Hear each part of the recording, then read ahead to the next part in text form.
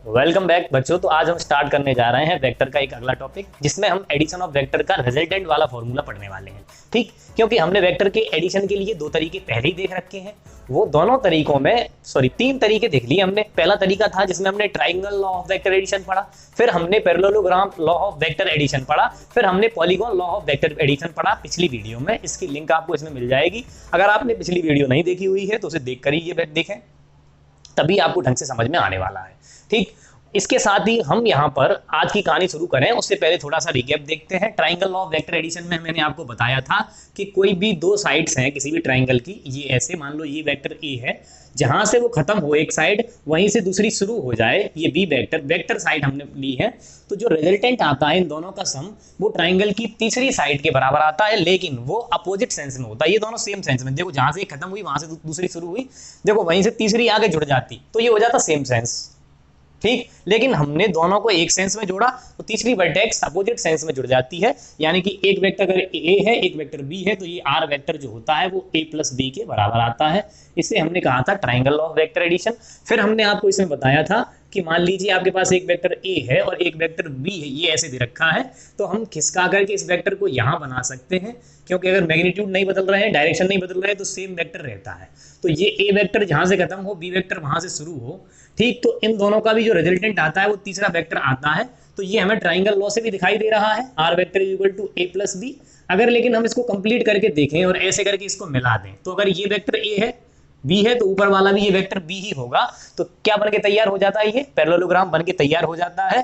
तो हम ये भी कह सकते हैं कि कोई भी एडजेसेंट साइड दो हैं, अगर वो वेक्टर हैं तो उनका जो सम आता है वो डायगोनल के बराबर आता है। किसके डायगोनल के? पैरेललोग्राम के डायगोनल के। इसे हमने कहा था parallelogram law of vector addition, इसे हमने कहा था triangle law of vector addition. ये दो हमने तरीके सीखे थे और इन्हीं के हिसाब से हमने कहा था कि कोई भी पॉलीगॉन हो एन साइडेड, जैसे जहां से ये वेक्टर ये वेक्टर ये वेक्टर ये वेक्टर ये वेक्टर ये वेक्टर ये टेक्टर, मतलब जितने भी vector A vector B vector C vector D E और एफ, एक ही सेंस में जितने भी वेक्टर आ रहे हैं उन सब का सम जो आता है अपोजिट सेंस में, जहां से सारे खत्म हो रहे हैं वहां तक के। जैसे मान लीजिए ये ए वेक्टर है और ये बी वेक्टर है, ये सी वेक्टर है, ये डी और ये ई और ये एफ, अगर ये इतने वेक्टर हैं और ये यहाँ से शुरू हुए वहां से ये दूसरा जो उल्टा बना हुआ है ये जी वेक्टर, तो ये सारे के सारे vector A vector plus B vector plus C vector plus D vector plus E vector plus F vector, इन सब का सम जो आएगा वो जी वेक्टर के बराबर आएगा। और इसको हमने कहा था polygon law of vector addition.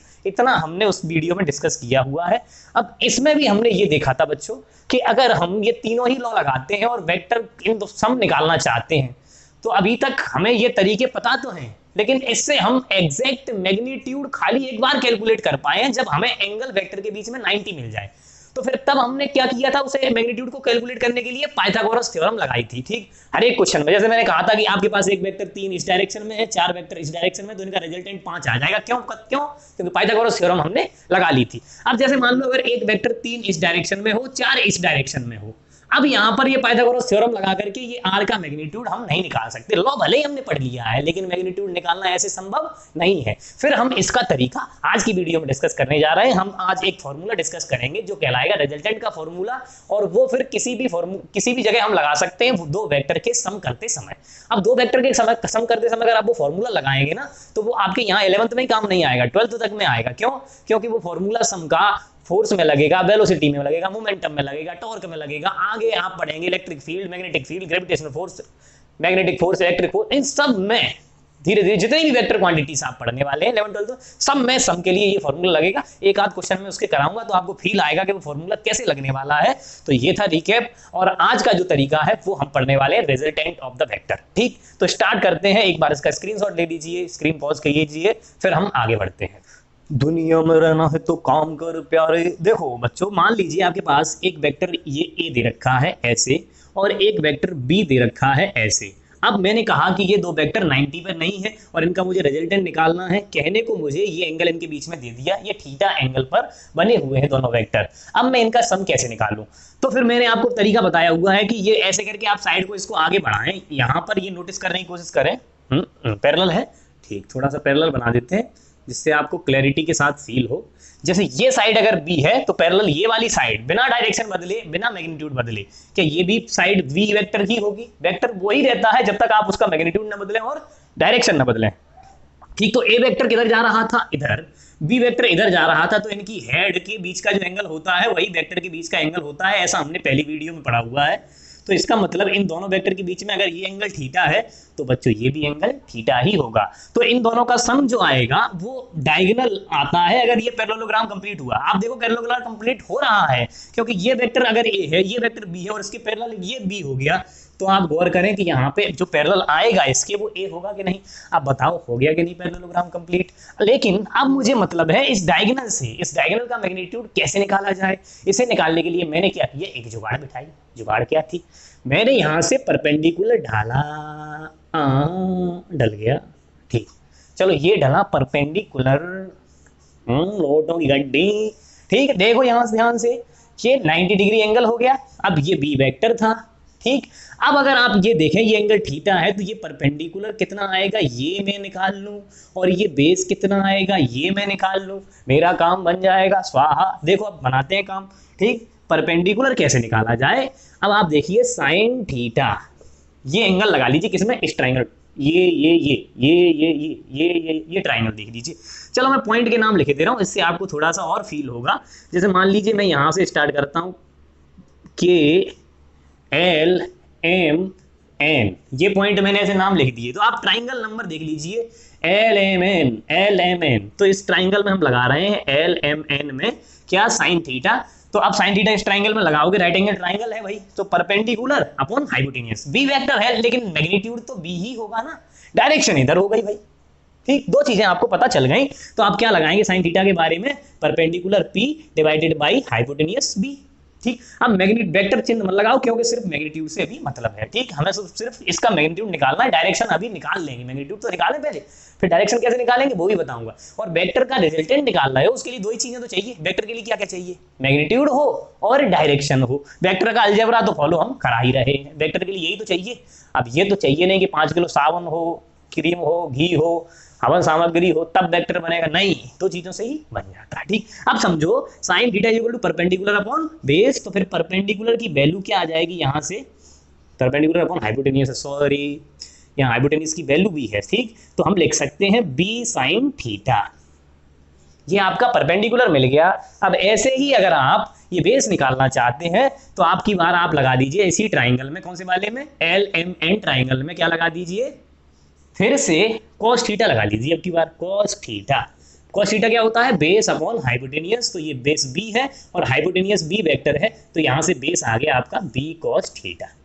अच्छा, इससे फायदा क्या हुआ बेस और परपेंडिकुलर निकाल के, बहुत बड़ा फायदा है, जरा गौर कीजिए इस वाले ट्राइंगल पे, ये इस बड़े वाले ट्राइंगल को देखिए, कौन सा, KNM। इस KNM ट्राइंगल में आप ये नोटिस करेंगे कि ये राइट एंगल ट्राइंगल है, और राइट एंगल ट्राइंगल में हम पाइथागोरस थ्योरम लगा करके ये निकाल सकते हैं। क्यों? क्योंकि मुझे परपेंडिकुलर भी पता है, ये b प्लस a इसके हिसाब से पूरा बेस भी पता है, तो बेस का स्क्वायर प्लस परपेंडिकुलर का स्क्वायर, क्या आगे हाइपोटेनियस का स्क्वायर, बस यही हाइपोटेनियस क्या रिजल्टेंट है। हाँ सर बिल्कुल है, क्योंकि ये हाइपोटेनियस ही डायगोनल है पैरेललोग्राम का, और हम parallelogram law of vector addition ही लगा रहे हैं, तो ये आर वेक्टर आपके पास आ जाएगा। आर वेक्टर नहीं निकाल रहे अभी सिर्फ उसका मैग्नीट्यूड निकाल रहे हैं। ठीक बच्चों, चलो स्टार्ट करते हैं फिर कैसे कैसे काम करेंगे। चलो लाइन नहीं बना रहा हूँ, आपको समझ में तो आई गई, यहाँ से अलग है। ठीक, साफ साफ लिखते हैं। अब ये पूरा ट्राइंगल ले लीजिए, कौन सा वाला, KNM, ट्राइंगल नंबर KNM, ये ट्राइंगल आ गया। ठीक भाई, चलो फिर आर वेक्टर यानी कि आर का स्क्वायर, हाइपोटेनियस का स्क्वायर, ये हाइपोटेनियस है, ये परपेंडिकुलर है, ये बेस है, तो परपेंडिकुलर कितना है आपका b साइन थीटा, तो आप लिखेंगे b साइन थीटा का होल स्क्वायर प्लस बेस कितना है a यहां तक और b यहां तक, और b कितना है b cos थीटा। तो आप पूरा अगर बेस लिखना चाहें बच्चों तो मैं यहां आपके सामने लिख दे रहा हूं, बेस की जो टोटल वैल्यू आएगी ना वो आएगी a प्लस ये b कितना है, b है b cos थीटा, तो a plus b cos theta आपका बेस है। तो परपेंडिकुलर का स्क्वायर प्लस बेस का स्क्वायर लगा सकते हैं, बेस हो गया a plus b cos theta इसका स्क्वायर। तो परपेंडिकुलर का स्क्वायर प्लस बेस का स्क्वायर बराबर हाइपोटेन्यूज का स्क्वायर। बोलो यहां तक क्लियर है बच्चों? जी ठीक है सर। फिर आप देखते हैं आर स्क्वायर को हम लिख सकते हैं, इसका ओपन कर दीजिए, ये B square cos sine square theta हो जाएगा ये। ठीक, अब होल स्क्वायर को यहां पे ओपन करो तो ये हो जाएगा A square plus B square cos square theta. ठीक है, फिर प्लस 2ab कॉस थीटा। यहां तक बात क्लियर है? जी ठीक। अब आप देख लीजिए कि इस B square sine square theta B square cos square theta में से क्या बी स्क्वायर कॉमन आ सकता है? हाँ सर बिल्कुल आ सकता है। R square is equal to A square इधर लिख दीजिए और इसमें से बी स्क्वायर कॉमन ले लीजिए, तो अंदर बचेगा साइन स्क्वायर थीटा और plus cos square theta plus 2ab cos theta. ओ हो, ये तो हमने पहले ही देखा हुआ है। क्या होता है ये? 1 1 1। तो आर स्क्वायर कितना आया? A square plus B square plus 2ab cos theta. बताइए ये वैल्यू 1 हो गई। समझ में आया कि नहीं? अब मैं सिर्फ और सिर्फ क्या निकाल रहा था बच्चों? मैग्नीट्यूड। नहीं तो ये आर की वैल्यू क्या आ जाती? Plus minus under root of A square plus B square plus 2ab cos theta. लेकिन मुझे सिर्फ किससे मतलब है? मुझे सिर्फ मैग्नीट्यूड से मतलब है, इसीलिए मैं ये प्लस माइनस ना लिख के सिर्फ पॉजिटिव वैल्यू लिखता हूं। और ये क्या कहलाता है? रिजल्टेंट ऑफ वेक्टर कहलाता है। अब देखो दोनों वेक्टर किसी भी डायरेक्शन में दे रखे हो, आपको बस उनके बीच में एंगल पता हो, फॉर्मूले में रखो, तुरंत रिजल्टेंट का मैग्नीट्यूड पता चल जाएगा। तो रिजल्टेंट ऑफ वेक्टर ये आपको मिल गया बच्चों। ठीक, अब मैग्नीट्यूड की बात तो हो गई खत्म। किसी भी वेक्टर का रिजल्टेंट के लिए ये बड़ा महत्वपूर्ण फॉर्मूला है। मैं तो ये कहूंगा कि फिजिक्स के जितने भी महत्वपूर्ण फॉर्मूले आएंगे उनमें अगर टॉप 10 फॉर्मूले निकाले जाएं तो उनमें ये भी शामिल होना चाहिए। ठीक, ये बड़ा महत्वपूर्ण है। आपको ये रात के 2 बजे 10 बजे सुबह शाम जब भी पूछा जाए तब याद होना चाहिए हमेशा।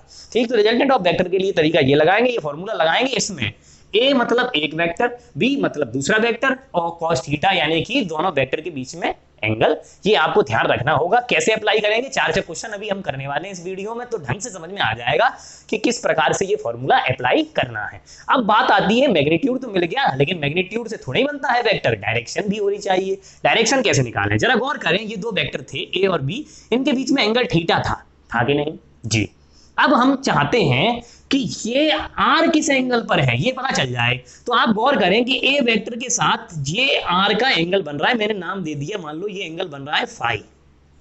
ठीक, अब आप गौर करो ये वाला फाई एंगल किसके साथ है? ए वेक्टर के साथ किसका है? रिजल्टेंट का एंगल है। ठीक, तो ए वेक्टर के साथ रिजल्टेंट का एंगल ये फाई है। अब इसकी वैल्यू कैसे निकालूंगा? अब इस पूरे ट्राइंगल को फिर से देख लीजिए एक बार। कौन से वाले को?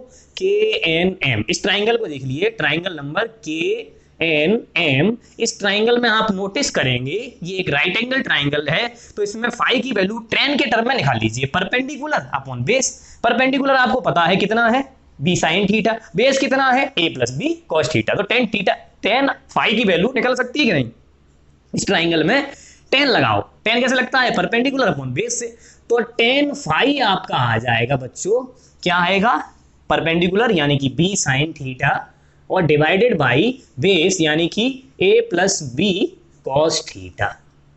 मुझे उम्मीद है कि आप एंगल निकाल पाए होंगे। ये फाई एंगल किसके साथ आ गया है? ये फाई एंगल आया है आपका ए वेक्टर के साथ। ठीक, अब आप चाहो तो इसे बी वेक्टर के साथ भी लिख सकते हैं। तो सोचो ये एंगल कितना बचेगा? ये बचेगा, टोटल थीटा था, इसमें से फाई ये घट गया, तो ये बचेगा थीटा माइनस फाई। ठीक, तो आप ये वैल्यू जो आई है ना, तो आप इसे क्या लिखेंगे? Phi is equal to tan inverse B sine theta divided by A plus B cos theta. ये जो वैल्यू आई है, इस वैल्यू को क्या करें हम? इस वैल्यू में से ये थीटा में से टोटल वैल्यू में से ये फाई घटा दो, तो ये एंगल बी वेक्टर के साथ भी रिजल्टेंट का मिल जाएगा। ठीक, तो ये फाई है ना, इस फाई को क्या कर दो? थीटा में से सब्ट्रैक्ट कर दो। तो थीटा माइनस फाई से क्या मिल गया? Angle with B, angle with respect to B. ठीक, तो आप ऐसे करके ये वैल्यू निकाल सकते हैं, इसे थीटा में से सब्ट्रैक्ट करके फॉर्मूला बना करके लिख सकते हैं। तो ये दो महत्वपूर्ण चीजें हो गई कि वेक्टर का रिजल्टेंट का मैग्नीट्यूड क्या आता है और एंगल। देखो ये देखने में फॉर्मूला थोड़ा सा कठिन लग रहा है, ये लग रहा है क्या फॉर्मूला है, कैसे सॉल्व करेंगे? अभी क्वेश्चन करेंगे तो ये बड़ा मजा आएगा, बड़ा सिंपल लगने लगेगा। ठीक, यहाँ वैल्यू ऐसे ही घट घटा करके आएंगे। मान लो ये 30 आ गई, फिर 60 टोटल एंगल 60 है, तो आप निकाल सकते हैं कि इधर से कितना है 30, उधर से भी कितना है 30। तो ये डायरेक्शन निकालना बड़ा आसान होता है, टफ नहीं है, अभी करेंगे तो आपको समझ में आने लगेगा। मुझे उम्मीद है कि आप यहाँ तक की बताई हुई बातों को समझ पाए होंगे। इसका स्क्रीनशॉट ले लीजिए, प्रॉपर कॉपी पे लिखिए, ठीक। नहीं तो आप ये रिजल्टेंट ऑफ वेक्टर के नाम से यूट्यूब पे सर्च करेंगे, 10-50 वीडियो तुम्हें मिल जाएंगी और सब एक ही बात बता रहे होंगे, ठीक। वो तुम्हारे किसी काम में नहीं आएगी आगे, अभी तो समझ में आ जाएगी, वो तभी काम में आएगी जब आप प्रॉपर अपने नोट्स बनाएंगे, प्रॉपर क्वेश्चन ट्राई करेंगे, तभी आप एग्जाम में एक अच्छा क्वेश्चन इसका कर पाएंगे। वरना ये आपके लिए सिर्फ इन्फॉर्मेशन है, वो नॉलेज तभी बनेगी जब आप उस पर काम करेंगे, ठीक। तो स्क्रीनशॉट लेकर ना छोड़ें, पूरा नोट्स बनाएं, उसी के साथ काम करें। चलो हम कुछ क्वेश्चंस कराते हैं जिससे कि आपको ये क्लियरली और समझ में आ जाए। सिंपल क्वेश्चन उठाते हैं, फिर थोड़े थोड़े से टफ बनाएंगे, ऐसे बनाएंगे जिससे कि 12th तक में क्वेश्चन कैसे बन जाते हैं। रिजल्टेंट वाला तरीका देखो, डायरेक्टली रिजल्टेंट पे कोई क्वेश्चन नहीं पूछा जाना, लेकिन साधारण क्वेश्चन में वेक्टर का सम लगा करके वो टफ बन जाता है। टफ क्वेश्चन में अगर वेक्टर का सम जानते हैं तो वो बड़ा आसान होता है, ठीक। ये एप्लीकेशन बड़े काम का है, ऐसे ही क्वेश्चन करेंगे, देखो कहाँ कहाँ काम में आता है, उस टाइप के 12th तक के क्वेश्चन हम ट्राई कर लेंगे यहाँ। 12th तक के मतलब 12th में ये रिजल्टेंट कैसे लगाया जा सकता है उतना ही ट्राई करेंगे बस, ठीक है। ज्यादा परेशान होने की जरूरत नहीं है। तो पहला क्वेश्चन एक साधारण सा लिखते हैं। मान लीजिए आपके पास एक ब्लॉक है और इस ब्लॉक को एक आदमी यहाँ खड़ा हुआ खींच रहा है, ठीक है। ये यहाँ पर कोई इंसान खड़ा है और इसको ऐसे करके खींच रहा है, ये लगाई इसने ताकत, खींचना शुरू कर दिया। मान लीजिए इसने 10 न्यूटन फोर्स लगाया है। एक और ऊपर बैठा है कोई आदमी छत पे और वो भी इस पे ऐसे ताकत लगा करके यहाँ से खींच रहा है, ठीक। ये लगाई इसने ताकत और खींचना शुरू कर दिया, यहाँ लेट के ऐसे खींच रहा है, दम लगा लो, ठीक। तो 10 न्यूटन का फोर्स इधर लगाया गया है, 10 न्यूटन का इधर लगाया गया है। ये कोई भी m मास का ब्लॉक है, ठीक। अगर मैंने आपसे पूछा कि नेट फोर्स इस पे किधर लगेगा, तो हमें ये फील होने लगेगा अपने आप ही, एक आदमी इधर खींच रहा है, एक ऊपर खींच रहा है, बराबर बराबर ताकत लगा रहा है, तो ये ना तो इधर भागेगा ना ये इधर भागेगा, ये बीच में कहीं जाएगा ना जी, ठीक। तो बीच में इधर कहीं जा रहा होगा। तो आप ये गौर करें, ये दोनों अगर परपेंडिकुलर ताकत लगा रहे हैं तो दोनों के बीच में एंगल कितना हुआ 90। तो एक तो चीज आपको मिल गई थीटा 90 डिग्री। एक ए वेक्टर आपको मिल गया 10 न्यूटन और बी वेक्टर आपको मिल गया 10 न्यूटन, है कि नहीं। फिर रिजल्टेंट वाला फॉर्मूला आपको मालूम है, r is equal to under root of A square plus B square plus 2ab cos theta. Yes और नो? यस सर, ठीक। तो ये a कितना है 10, 10 का स्क्वायर करेंगे 100, b कितना है 10, 10 का स्क्वायर करेंगे 100 प्लस 2 टाइम्स a कितना है 10, b कितना है 10, cos थीटा कितना है, थीटा 90 है तो cos 90 की वैल्यू कितनी हुई 0 हुई, ठीक। इसको पूरे को अंडर रूट में बंद कर दो तो ये पूरा टर्म 0 और 100 प्लस 100 कितने हो गए बच्चों 200। तो अंडर रूट के अंदर आ जाते हैं 200 इज इक्वल टू रिजल्टेंट। चाहो तो आप इसे 10√2 भी लिख सकते हो। तो आपको पता चल गया कि दो इंसान अगर 10-10 न्यूटन के फोर्स अगर 90 के एंगल पर लगा रहे हैं तो फिर जो नेट इनका सम आने वाला है वो 20 नहीं आ रहा। आप गौर करें, ये 14 समथिंग आएगा। देखो √2 की वैल्यू होती है 1.414 मल्टीप्लाई 10 यानी कि 14.14, ऐसे करके समथिंग वैल्यू आपकी मिल जाएगी, ठीक। तो आप ये समझ जाएंगे कि दोनों का सम कहां से कहां तक लाई कर सकता है। थोड़ा सा आपको समझाने की कोशिश करता हूं मैं। जैसे मान लीजिए ये दोनों ही वेक्टर, एक 10 न्यूटन का फोर्स था और दूसरा भी 10 न्यूटन का फोर्स था, और आप अगर गौर करें कि ये दोनों फोर्स की मैक्सिमम वैल्यू कब होगी और मिनिमम वैल्यू कब होगी। तो जैसे कि रिजल्टेंट का फॉर्मूला आपको पता है कि A square plus B square plus 2ab cos theta होता है। ये रिजल्टेंट का फॉर्मूला है बच्चों, ठीक। एक वेक्टर और दो वेक्टर अगर 10-10 न्यूटन के फोर्स लगा रहे हैं या फिर कोई भी दो वेक्टर क्वांटिटी है ए और बी, उनके मैग्नीट्यूड अगर आपको गिवन है तो मैग्नीट्यूड उनके गिवन होने पर उनका सम अधिकतम कब होगा। तो ए और बी तो बदलने वाले नहीं, इसमें बदलेगा कौन, एंगल। एंगल के साथ वैल्यू बदलती है। आप गौर करें, एक 10 न्यूटन से इधर खींच रहा हो, एक 10 न्यूटन से पीछे खींच रहा हो, तो क्या पता चलेगा, एक आगे उतार लगा रहा है, एक पीछे को उतनी ही, तो फिर वो कहीं नहीं जाने वाला, ना आगे को ना ही पीछे को, ठीक। लेकिन यही 10-10 न्यूटन के एक ही तरफ खींचे तो वो सबसे ज्यादा दूर जाएगा।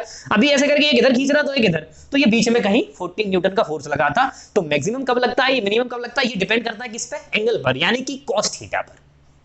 cos थीटा की वैल्यू मैक्सिमम होगी तो फोर्स भी मैक्सिमम लग रहा होगा, मिनिमम होगी तो फोर्स भी मिनिमम लग रहा होगा। जरा फील के साथ बताते हैं आपको। cos थीटा पर डिपेंड करता है दो वेक्टर का सम, तो उनका रिजल्टेंट मैक्सिमम आना है या मिनिमम आना है ये डिपेंड करेगा दोनों के बीच के एंगल पर, यानी कि cos थीटा। जरूरी नहीं है मैं फोर्स के लिए बता रहा हूं, फोर्स में अच्छे से फील हो जाता है, इसलिए ये किसी भी वेक्टर के लिए अप्लाई हो सकता है। जैसे कि मैंने पिछली वीडियो में जो क्वेश्चन कराए थे वो डिस्प्लेसमेंट के लिए कराए थे, ठीक, वेलोसिटी के लिए भी अप्लाई हो रहा है, किसी भी वेक्टर क्वांटिटी के लिए एक आध क्वेश्चन और कराते हैं तो आपको ढंग से क्लैरिटी आएगी एकदम, ठीक।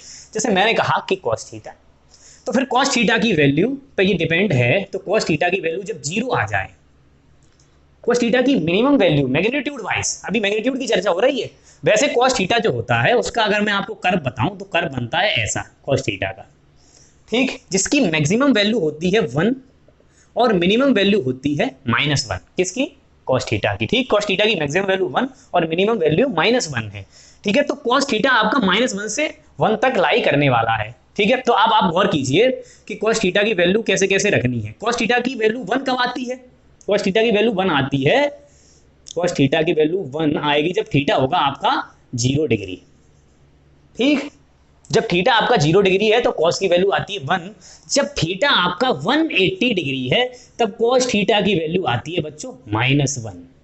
ये शायद आपको चार्ट याद होगा, याद नहीं है तो याद कर लीजिए, ठीक है। तो कुल मिलाकर के cos की ये दोनों वैल्यू काम की हैं बड़ी, और एक्चुअली फिर दोबारा आएगी 1 360 पर, लेकिन 360 पर एक वेक्टर को घुमा करके पूरा 360 लाओ तो वो वेक्टर फिर से वही बन जाता है, ये मैंने आपको शुरुआत में ही बताया था। तो cos थीटा की वैल्यू 1 ही रहने वाली है मैक्सिमम पूरे के पूरे चक्कर में, और -1 ही रहने वाली है मिनिमम, ठीक। और वो कब कब है, जब थीटा कितना है 0 डिग्री या थीटा कितना है 180 डिग्री, ठीक। तो एक बार दोनों फोर्स को 0 डिग्री पर लगाते हैं, एक बार 180 पर लगाते हैं, एक बार किसी और एंगल पर लगाते हैं, देखते हैं क्या रिजल्ट उनके बीच में ही आ रहे हैं कहीं या फिर अलग अलग आ रहे हैं, ठीक। कोशिश करते हैं समझने की, इसको मिटाए दे रहा हूं। तो चलो गौर करते हैं, पहले हम थीटा की वैल्यू लेते हैं 0 डिग्री, तो cos थीटा आपका हो जाता है बच्चों 1। अब उस समय आपके पास दोनों वेक्टर हैं a और b, ठीक। तो आप रिजल्टेंट के लिए फॉर्मूला लिखेंगे a² + b² + 2ab। अब cos थीटा तो आपका 1 हो चुका है तो वैल्यू यही बची ना। गौर करो कि ये a + b का होल स्क्वायर है, हाँ सर बिल्कुल है, तो हम इसे लिख सकते हैं a + b के होल स्क्वायर का अंडर रूट, ये हुआ आपका रिजल्टेंट। तो अंडर रूट से स्क्वायर को मार दो तो r की वैल्यू क्या आ गई बच्चों, a + b, यानी कि जो मैग्नीट्यूड आएगा दो वेक्टर का वो सीधे सीधे जोड़ दो उसके बराबर ही आ जाएगा। जैसे आपके पास दो वेक्टर हैं 10 न्यूटन और 10 न्यूटन, यानी दो फोर्स आप एक ही डायरेक्शन में लगा रहे हैं, इनके बीच में एंगल 0 है, तो इनका सम भी 10 + 10 कितना हो जाएगा 20, सीधे सीधे जोड़ना है, ठीक। कब, जब एंगल थीटा यानी कि 0 डिग्री हो, ठीक। यानी दो वेक्टर के बीच में अगर एंगल 0 हो तब आप सीधे सीधे जोड़ सकते हैं। आप ऐसे हिंदी में भी लिख सकते हैं, यदि दो वेक्टरों के बीच में एंगल 0 हो तो आप बिल्कुल ऐसे जोड़ सकते हैं जैसे वो वेक्टर क्वांटिटी है ही नहीं। वो कैसी क्वांटिटी है, स्केलर, यानी एक वेलोसिटी 4 मीटर पर सेकंड इधर है किसी की, एक 3 मीटर पर सेकंड इधर है, तो आप सीधे सीधे जोड़ के साथ उसे कह सकते हैं, ठीक। ये बात ध्यान रहेगी कि नहीं। या फिर आप कह दो कि 50 न्यूटन एक आदमी फोर्स इधर लगा रहा है, इधर ही 100 न्यूटन का लगा रहा है, तो आप सीधे सीधे कह सकते हैं दोनों मिलाकर के इसी डायरेक्शन में 150 न्यूटन का फोर्स लगा रहे हैं। ये तभी सत्य है जब दोनों के बीच में एंगल 0 है। क्योंकि दूसरा केस लेते हैं, ये केस नंबर 1 लिख देता हूं मैं इसको। अब केस नंबर आपके सामने अगर मैं 2 ले लूं तो आप गौर करें, अगर मैंने 2 वाले केस में कहा था मिनिमम, तो cos थीटा की वैल्यू कितनी हो जाती है -1, जब थीटा कितना होता है 180 डिग्री। यानी कि एक वेक्टर इस डायरेक्शन में है अगर a और दूसरा वेक्टर इस डायरेक्शन में है अगर b, तो ये इनके बीच में एंगल हो गया ना, हेड और हेड के बीच में कितना 180 डिग्री, है कि नहीं, ठीक। ऐसे ही यहां पर एक वेक्टर a इधर था, b भी इधर ही था, तो इनके बीच में एंगल 0 था, ठीक। 180 एंगल हो जाए तो फिर हम क्या लिखेंगे इस फॉर्मूले में, cos 180 की वैल्यू रख देंगे -1। तो सोचो r की वैल्यू क्या हो जाएगी, a² + b², फिर ये -1 मल्टीप्लाई किया है तो यहाँ माइनस का एक चिन्ह लगा दीजिए, -2ab और इसका अंडर रूट। गौर करो ये a - b का होल स्क्वायर है, यस सर, ठीक। तो ये a - b का होल स्क्वायर और इस पे लगा है अंडर रूट, क्या यही रिजल्टेंट है, जी सर। तो अंडर रूट से स्क्वायर मार दो तो रिजल्टेंट क्या आ गया आपका, रिजल्टेंट आया a - b। बोलो समझ में आया कि नहीं। यानी कि दो वेक्टर अगर अपोजिट डायरेक्शन में है तो सीधे सीधे उन्हें घटा सकते हैं स्केलर की तरीके से, ठीक। और जब दोनों सेम डायरेक्शन में थे तो सीधे सीधे जोड़ सकते थे स्केलर की तरीके से ही। लेकिन जब 90 का एंगल था तब ऐसा नहीं किया, तब मैंने पाइथागोरस लगा के बाकायदा ये cos 90 की वैल्यू 0 रख के इनका अंडर रूट निकाला तो वो √2 टाइम्स आया था। अब अगर दोनों वेक्टर, एक वेक्टर है 10 न्यूटन इधर, 10 न्यूटन का फोर्स इधर लग रहा है और 10 न्यूटन का आप पीछे लगा दें तो दोनों को सीधे सीधे घटा के आप कह सकते हैं 0 न्यूटन का फोर्स है। आप वैसे भी समझ लीजिए, एक मुझे इधर खींचे, एक इधर खींचे, किधर जाऊंगा मैं, किधर भी नहीं जाऊंगा ना, लेकिन अंदर मेरे फोर्स लगेगा। ठीक, एक ट्रैक्टर से इधर बांध ले कोई मुझे एक इधर बांध ले, तो मैं किधर जाऊंगा? कहीं नहीं जाऊंगा, बीच में से फट जाऊंगा। है नेट फोर्स किस पे जीरो है? एक्सटर्नल नेट फोर्स जीरो, लेकिन मुझ पे लग रहा है। ये आपको आगे समझाऊंगा मैं, लेकिन आप समझिए कि मैं किधर भी जाने वाला नहीं, यानी नेट फोर्स जिधर होता है उधर ही मोशन होता है। ठीक, तो जब दोनों वेक्टर अपोजिट डायरेक्शन में है तो मोशन नहीं हो रहा है। क्यों? फोर्स लग रहे थे तब। डिस्प्लेसमेंट का भी यही गेम है। आपको ये केसेस समझ में आए हैं कि नहीं वेक्टर के, कमेंट में साथ ही साथ बताते चलिए। क्वेश्चन जो भी करा रहा हूं आगे उनको करते चलिए। ठीक, स्क्रीनशॉट इसका ये ले लें एक बार, फिर हम आगे बढ़ते हैं। चलो मैं एक डिफरेंट टाइप का क्वेश्चन उठाता हूं। जैसे कि अगर आप इलेक्ट्रोस्टैटिक्स पढ़ेंगे 12th में चैप्टर चार्जेस के बारे में, मैं चार्जेस के बारे में चैप्टर में पढ़ा करके कहानी बताता हूं आपको। मान लीजिए कि मैंने 3 चार्जेस को इक्विलेटरल ट्राइंगल के 3 कोनों पे ऐसे रख दिया है। ठीक, जैसे यहाँ मान लीजिए आपके सामने एक Q1 चार्ज रखा, यहाँ Q2 चार्ज रखा और यहाँ Q3 चार्ज रखा, ये A, ये B और ये C। ठीक, 3 ट्राइंगल की वर्टेक्स थी, इक्विलेटरल ट्राइंगल मैंने बनाया था और तीनों पर Q1, Q2, Q3 चार्ज रख दिए। अब मैंने एक क्वेश्चन पूछा था जनरली कि ये बताइए कि इस A पर नेट फोर्स कितना लगेगा। ठीक, तो चलो फोर्स कितना लगेगा मैं वो पहले वैल्यू फोर्स की अलग अलग दे दूंगा आपको। पहले समझने की कोशिश करो, ये बी वाला है ना, ए वाले को देखो, चार्ज दोनों होते हैं ना सेम सेंस के, ये भी पॉजिटिव है ये भी पॉजिटिव है, तो एक दूसरे को रिपेल करते हैं। ऐसा हमने 10th में भी पढ़ा है कि same charge repel each other and opposite charge attract each other. ठीक, तो ये Q1 और ये Q2 दोनों सेम सेंस के चार्ज थे, तो एक पॉजिटिव दूसरे पॉजिटिव को कर रहा होगा रिपेल, लेकिन हम ए पे पूछ रहे हैं तो हम ये देखेंगे ये बी वाला ए वाले को उधर की तरफ रौंद रहा होगा, चल उधर। ठीक, रिपेल करके उधर रौंदना चाह रहा होगा, तो ए पर एक फोर्स तो लग गया उधर। ठीक, तो हम कहेंगे एक बी ने ए पर एक फोर्स लगाया है और वो फोर्स लग गया इधर, force on A due to B, ऐसे लिख दिया मैंने FAB। ऐसे ही मैं कहूं कि एक फोर्स लगा है इधर, क्यों? क्योंकि सी इसको इधर रौंद रहा होगा, भाई चल इधर। ठीक, तो एक हम लिख सकते हैं force on A due to C. तो 2 फोर्स लग गए किस पर? ए पर। तो अब आप ये नहीं कह सकते कि ए इधर को जाएगा ना, ये कह सकते हैं ए इधर को जाएगा। ये दोनों फिक्स थे, ये दोनों यहाँ पे गाड़ दिए थे, दोनों इसको रौंद रहे थे, एक इधर रौंद रहा है एक इधर रौंद रहा है। भाई तो ये किधर जाने वाला है? ये बीच में जाने वाला है। बीच में कितना फोर्स आएगा ये मुझे पूछा जाता है। पहले मैं आपको बता दे रहा हूं, मान लो कि FAB ये आता, इसकी वैल्यू सॉल्व होकर के, एक्चुअली ये फॉर्मूला होगा KQ1 Q2 बाई R²। इस फॉर्मूले में वैल्यू पुट करनी है, K की Q1 Q2 मैं आपको दूंगा और ये बता दूंगा इतनी दूरी पर है। मैं सीधे कह देता हूं, मान लो AB फोर्स जो आया है वो आपका आया है 5 न्यूटन, ऐसे कह दे रहा हूं। ठीक, अब ऐसे ही आपसे मैं कह दिया FAC जो आया है वो आया है 10 न्यूटन। ठीक बच्चों, एक आया 5 न्यूटन, एक आ गया 10 न्यूटन, यानी इधर वाला 10 न्यूटन लग रहा है, इधर वाला 5 न्यूटन लग रहा है। ठीक, या फिर मैं आपको दोनों की 5 न्यूटन ही कह दे रहा हूं, कैलकुलेशन थोड़ी सी आसान हो जाएगी, क्योंकि एंगल निकालना भी मैं आपको बताऊंगा कि नेट एंगल कितना होगा, तभी तो वेक्टर का रिजल्टेंट के साथ एंगल भी तो पता लगाना है। ठीक है, चलो 2 फोर्स मैंने आपको दे दिए कि यानी कि बी वाला ए को 5 से इधर रौंद रहा है और सी वाला ए को 5 से इधर रौंद रहा है, तो ये नेट बीच में कहीं रुंद के जा रहा होगा। तो मैं इन दोनों के रिजल्टेंट को लिख सकता हूं F नेट। इसकी वैल्यू पूछी जाती। अब मैं आपको एक बात बता दूं, 12th क्लास में ऐसे क्वेश्चन मिलेंगे आपको, ग्रेविटेशन में भी आगे ऐसे क्वेश्चन मिलेंगे। इसमें 12th का कुछ भी रोल नहीं आएगा, 12th में सिर्फ एक फॉर्मूला लगेगा, फॉर्मूले में वैल्यू पुट करके ये जो मैंने लिख दिया है ना ये निकालना है आपको। फिर आपको सिर्फ और सिर्फ वेक्टर का तरीका लगाना है, रिजल्टेंट का तरीका लगाना है। ठीक, अगर रिजल्टेंट वेक्टर आपने अगर नहीं पढ़ा हुआ है फिर 12th में आपको समझ में नहीं आएगा क्या करना है अब। इसीलिए ये बड़ा महत्वपूर्ण टॉपिक होता है, एक एक बात को बारीकी से समझते हुए चले। ठीक, तो आगे समझते हैं। इसमें 2 फोर्स हो गए 5 न्यूटन और 5 न्यूटन। अब इनके बीच में एंगल कैसे निकाले? मैंने कहा आपसे ये इक्विलेटरल ट्राइंगल है, तो ये एंगल 60, ये एंगल 60, ये एंगल 60, तो इसके वर्टिकली अपोजिट ये एंगल 60।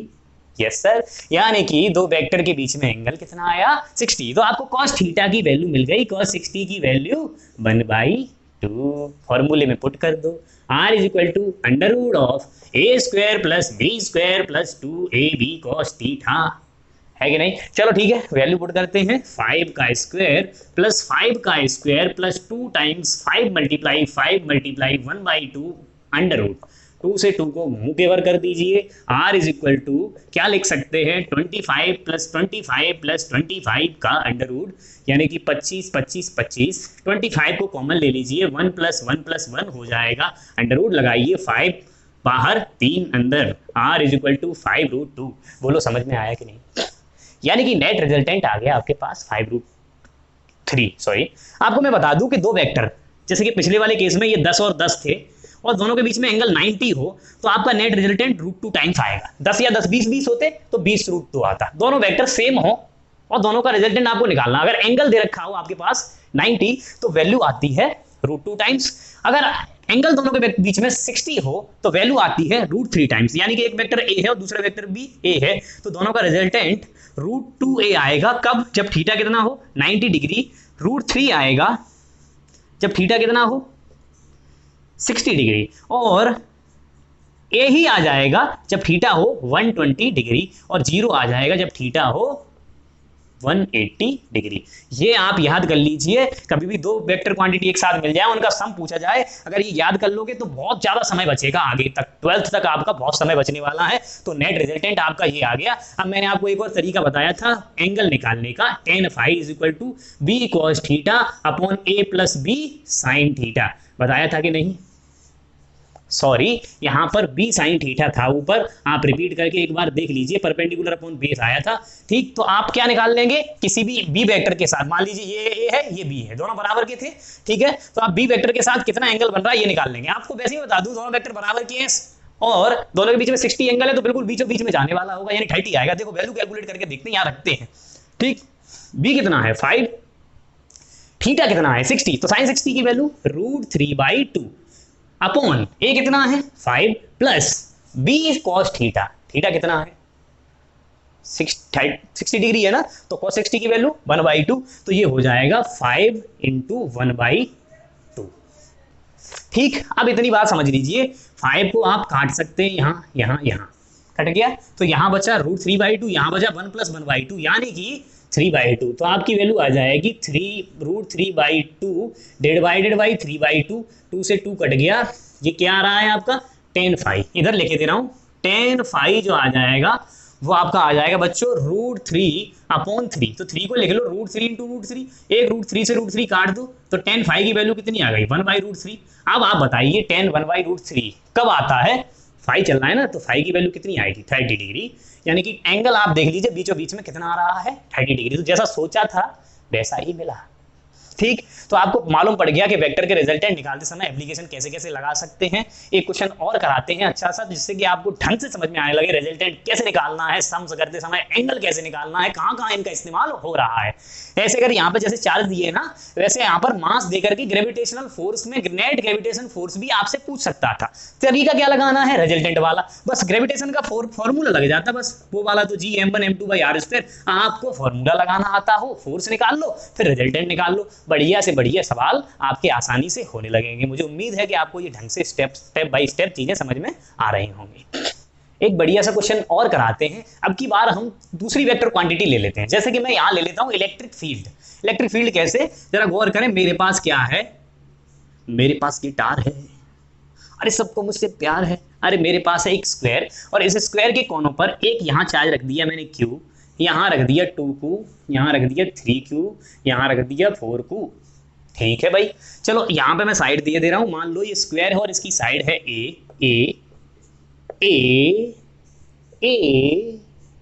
ये इसकी साइड दे रखी है बच्चों। ठीक, अब आपसे कहा ये सेंटर है यहां बीच में। ठीक, ये ABCD स्क्वायर है और यहां पर इसका सेंटर है। आपसे कहा नेट फील्ड बताइए, net electric field at the centre. मैं आपको कुछ खासियत बताता हूं इलेक्ट्रिक फील्ड के बारे में। चलो वो करना नहीं है, वो वैल्यू मैं आपको सीधे देखने वाला हूं। मैं तो आपको वेक्टर का रिजल्टेंट निकालने वाला तरीका सिखाऊंगा। जरा गौर करें कि ABCD 4 चार्ज हैं और चारों से जो फील्ड आता है, जिस जगह आप फील्ड निकाल लें, पहले जिस चार्ज की वजह से निकाल लें, जैसे इस चार्ज की वजह से यहाँ फील्ड निकाल रहे हैं तो आप इस लाइन को जोड़ो। ये अगर पॉजिटिव चार्ज है तो चार्ज से बाहर की ओर फील्ड आएगा, जो लाइन जोड़ी जा रही तो फील्ड आ जाएगा उधर। मतलब अगर यहाँ कोई चार्ज पार्टिकल रखा होता तो ये वाला चार्ज इसको इधर रोकता। ठीक, ऐसे ही ये वाला चार्ज इसको इधर की तरफ और ये वाला इसको इधर, ऐसे करके ये अपोजिट डायरेक्शन में ऐसे करके रोकते एक दूसरे को और ऐसे ऐसे करके ये फील्ड लगाते। यानी कि ए वाला उधर लगाता, सी वाला इधर लगाता, ऐसे ही बी वाला ऊपर की तरफ और डी वाला नीचे की तरफ। मैं लिख दे रहा हूं, देखो अब जितना बड़ा चार्ज होता है उतना ही ज्यादा फील्ड लगाते। ये छोटा सा चार्ज है क्यों? ये 2q तो ये इसके डबल लगा रहा होगा, ये 3q ये इसके ट्रिपल, ये 4q ये इसके 4 गुना। मैं मान लेता हूं कि q चार्ज फील्ड E लगाता है, ठीक, और 2q चार्ज लगाता है फील्ड 2e। मैं सीधे सीधे आपको पहले से ही बता रहा हूं, ठीक। 3q लगा रहा है आपका 3e और 4q लगा रहा है आपका 4e। ऐसे करके चारों ने फील्ड लगाए। अब q वाले ने इधर को लगा दिया e, ठीक। अब ध्यान दें, 3q वाले ने इधर की तरफ लगा दिया 3e। अब ऐसे ही 2q वाले ने ऊपर की तरफ लगा दिया बच्चों 2e और 4q वाले ने इधर की तरफ लगा दिया 4e। तो कुल मिलाकर के इस पे 4 फील्ड लग गए। आप गौर करें, यहां पे इस पॉइंट पे e इधर लग गया, 3e इधर लग गया, 4e इधर लग गया और 2e इधर लग गया। लगा के नहीं? और ये डायगोनल किसके हैं? स्क्वायर के। तो इनके बीच में एंगल कितना है बच्चों? एंगल है 90। बोलो है कि नहीं? तो अगर आपको मालूम है कि फील्ड वेक्टर क्वांटिटी है और इनके बीच में एंगल भी पता है तो इनका आप सम निकाल सकते हैं। तो देखो खासियत मैं बता दूं, मैंने आपसे पहले ही कहा था वेक्टर अगर एक ही डायरेक्शन में आए, वेक्टर अगर एक ही डायरेक्शन में आए तो सीधे सीधे जोड़ लो, अपोजिट में आए तो सीधे सीधे घटा लो। तो आप सीधे सीधे 4e में से 2e घटा सकते हैं। ये दोनों एक दूसरे के अपोजिट हैं कि नहीं? जी सर। यानी कि 4e में से 2e घटाएंगे तो इधर की तरफ सिर्फ और सिर्फ 2e बच जाएगा, सीधे घट जाता है। ये कब होता है? जब 180 हो, ये एक दूसरे के अपोजिट है। तो सीधे सीधे क्या बच गया? इधर की तरफ 2e बच गया। अब ऐसे ही इधर e है, इधर 3e है, तो इसमें से भी सीधे सीधे घटा सकते हैं। तो इधर की तरफ क्या बच गया बच्चों? इधर भी 2e बच गया और दोनों के बीच में एंगल कितना है? 90।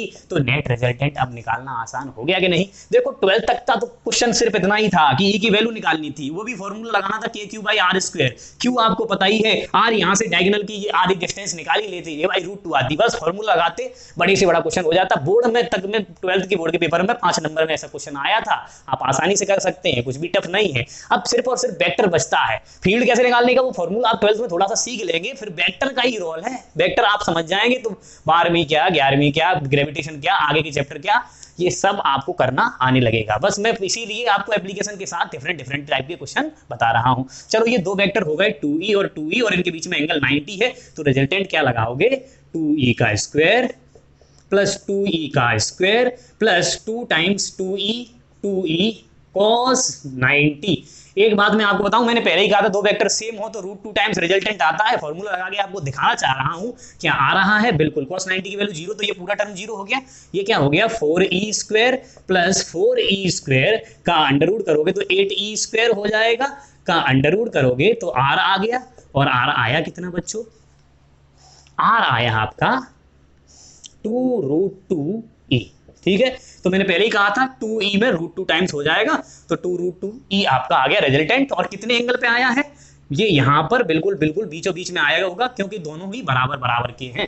ठीक, तो यहां से आप कह सकते हैं 45 डिग्री के एंगल पर आया है। ठीक, वैल्यू फॉर्मूले लगाकर भी निकालेंगे वही आएगी। तो वेक्टर के मैंने इतने टाइप के आपको क्वेश्चन कराए, डिफरेंट जगहों से उठा करके कराए। आप कोई भी वेक्टर क्वांटिटी ध्यान में रख लो। जैसे कि आप अभी शुरुआत करने वाले काइनेमेटिक्स पढ़ेंगे, इसमें वेलोसिटी वेक्टर क्वांटिटी होगी, डिस्प्लेसमेंट होगा, एक्सेलरेशन होगा, फिर आगे पढ़ेंगे फोर्स, उसमें मोमेंटम होगा, फोर्स होगा, फिर हम सर्कुलर मोशन पढ़ेंगे, उसमें एंगुलर वेलोसिटी होगा, एंगुलर एक्सेलरेशन होगा। ऐसे ही आगे हम टॉर्क पढ़ेंगे, एंगुलर मोमेंटम पढ़ेंगे, फिर और 12th में और चीजें पढ़ेंगे, सब वेक्टर क्वांटिटी होंगी। सबके लिए आपको सॉल्व करते समय, सम लगाते समय ये रिजल्टेंट वाला फॉर्मूला याद हो और एंगल कैसे निकालते याद हो, तो आप मैग्नीट्यूड भी निकाल सकते हैं वेक्टर के सम का और डायरेक्शन भी निकाल सकते हैं। इसी के साथ हम वेक्टर सम पर ये वीडियो समाप्त करते हैं। इसमें कोई भी आपको क्वेश्चन में डाउट आते हैं, हम पूरे के पूरे क्वेश्चन की एक लिंक प्रोवाइड कराएंगे आपको, डिस्क्रिप्शन में लिंक देंगे। आप क्वेश्चन के लिए टेलीग्राम चैनल की लिंक देंगे, आप उसमें अपने सारे डाउट पूछ सकते हैं। यही समाप्त करते हैं, धन्यवाद।